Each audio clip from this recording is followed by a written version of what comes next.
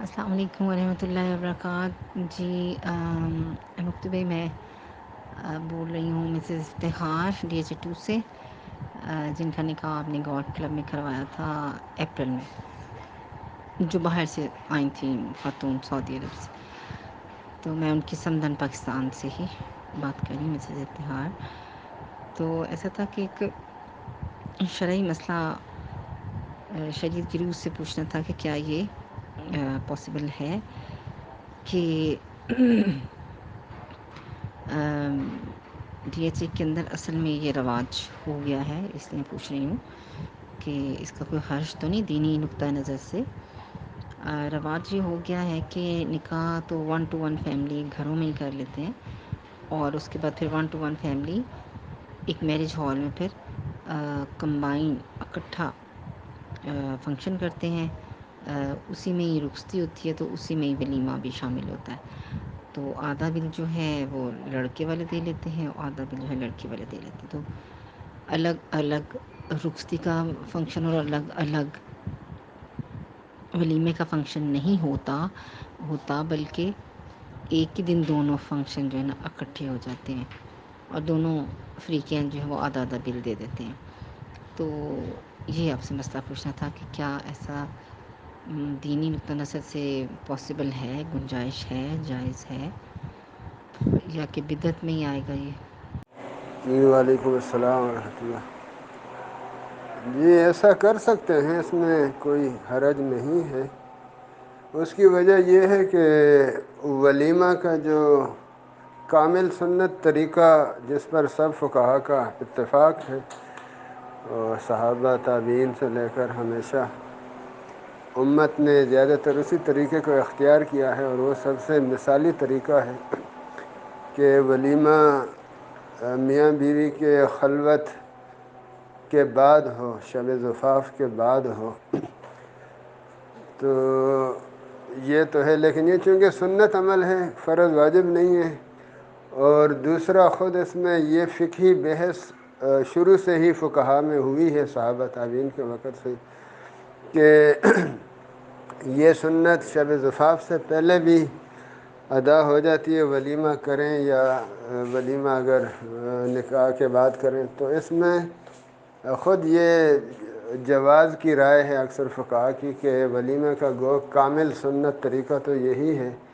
کہ شب زفاف کے بعد ہو، لیکن نکاح کے بعد کسی بھی وقت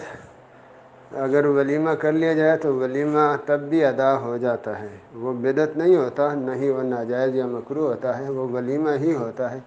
گویا کہ اس کا وہ درجہ یا وہ ثواب یا وہ فضیلت نہ ہو جو شب زفاف کے بعد ہوتا ہے۔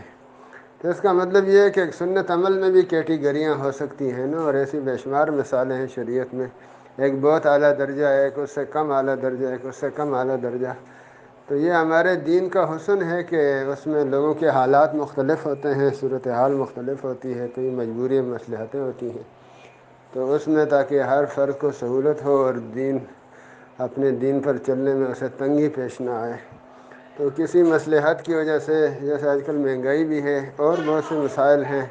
مصروفیات بہت ہوتی ہیں لوگوں کی، ایک موقع پہ جمع ہو گیا تو کہا چلو اسی موقع پہ سب تقریب نمٹ جائے،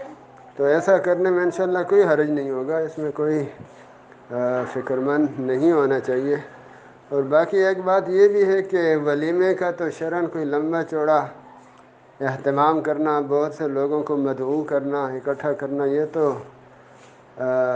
خود شریعت کا تقاضا نہیں ہے، نہیں تو لوگوں کا ثقافت یا تہذیب یا رواج ہوتا ہے۔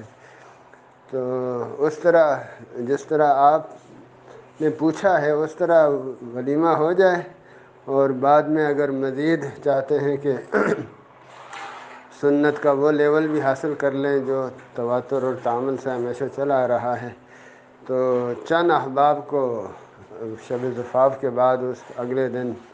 دوسرے تیسرے دن گھر میں بھی کوئی ہلکا پھلکا کھانے کا اہتمام کر لیں، جس میں 5-7 بندے جمع ہو جائیں، تو اللہ اللہ خیر صلی اللہ وہ چیز بھی حاصل ہو جائے گی۔ گو کہ ایسا کرنا ضروری پھر بھی نہیں ہے، لیکن بات وہ ہے نا کہ کوئی مزید اطمینان چاہتا ہے، یا وہ چاہتا ہے کہ میں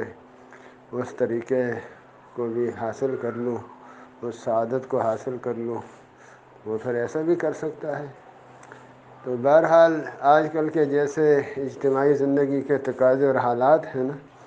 تو ہم تو یہ سمجھتے ہیں لوگوں کو ڈسٹرب نہیں کرنا چاہیے، جیسے ان کی سہولت بنتی ہے ویسے وہ کر لیں۔ تو صرف اتنی سی بات کے لیے کہ ولیمہ کا کامل درجہ وہ ہے، تو اب ایسا نہ کریں اور ان کو دقت ہو، مہمانوں کو بھی دقت ہو، میزبانوں کو بھی، تو اس سے بہتر یہ ہے کہ جس طرح ان کو سہولت ہے اس طرح کر لیں، ولیمہ ادا ہو جائے گا اور بعد میں کچھ بھی کرنے کی ضرورت نہیں۔ لیکن پھر بھی کچھ کرنا چاہیں کہ چلو شب زفاف کے بعد بھی، میاں بیوی کے خلوت میں ملاقات کے بعد بھی، دلہا دلہن کے ملاقات کے بعد بھی اس طرح کا ولیمہ ہو جائے، تو اس میں گھر میں ہی کوئی اچھی چیز پکا لیں، کوئی ایک آدھ ڈش بنا لیں، اور اڑوس پڑوس کے چند لوگ یا مامے تائے یا دوست احباب کوئی بھی چند مسلمان ہوں، ان کو اکٹھا کر کے اپنے ٹیبل پہ کھلا لیا، تو وہ بھی ولیمہ ہو گیا۔ صحابہ کے ولیمے تو ایسے ہی ہوتے تھے کہ میسر چند افراد ہیں تو ان کو کھلا دیا، بس ولیمہ ہو گیا۔ حتیٰ کہ بعض دفعہ نبی علیہ السلام کو یہ بعد میں پتہ چلتا تھا کہ فلاں صحابی کا ولیمہ ہو گیا۔ ان لوگوں میں تکلف نہیں تھا۔ عبد الرحمن ابن عوف کی اہلیہ فوت ہو گئی تو انہوں نے ایک بیوہ سے نکاح کیا انصار کی نا، تو وہ جب مسجد میں تشریف لائے دوسرے تیسرے دن، تو ان کے کپڑوں پر اس زمانے میں دلہا کو کچھ چیزیں لگاتے ہوں گے، اس کے اثرات تھے کسی خوشبو وغیرہ کے۔ تو نبی علیہ السلام نے فرمایا کہ یہ کیسے ہے نا، یہ آپ کے کپڑوں پر یہ فلاں چیز کے اثرات ہیں؟ تو انہوں نے فرمایا میں نے نکاح کیا۔ تو اس شارحین حدیث نے اشارہ کیا کہ دیکھیں اس وقت اتنی سادگی تھی، یا شریعت کے احکام میں اتنی بے تکلفی ہے کہ نبی کے ایک معتبر صحابی عبد الرحمن ابن عوف کوئی معمولی بندے نہیں تھے، غنی صحابہ میں سے تھے، تاجر تھے، تو وہ نکاح کرتے ہیں اور ولیمہ بھی کرتے ہیں، چند لوگوں کو مدعو کر کے، جن کا محلہ ذرا ہٹ کے ہوگا، تو نبی علیہ السلام کو اطلاع کرنے کی بھی تکلیف یا تکلف نہیں برتا جاتا، حالات ایسے ہوں گے۔ تو یہ بات ہے۔ تو بعد میں بھی ولیمہ گھر کے چند افراد کو بٹھا کے، اڑوس پڑوس کے چند افراد کو یا دوست احباب کو بٹھا کے کھلا لیا، تو وہ بھی ولیمہ ہی ہو جائے گا۔ اور باقاعدہ یہ تقریب جو اپنے رواج سے یا ثقافت کی وجہ سے کرنی ہے، یہ پہلے کسی وجہ سے کر لی تو یہ پہلے ہو جائے گی، اس طرح بھی کر سکتے ہیں۔ السلام علیکم۔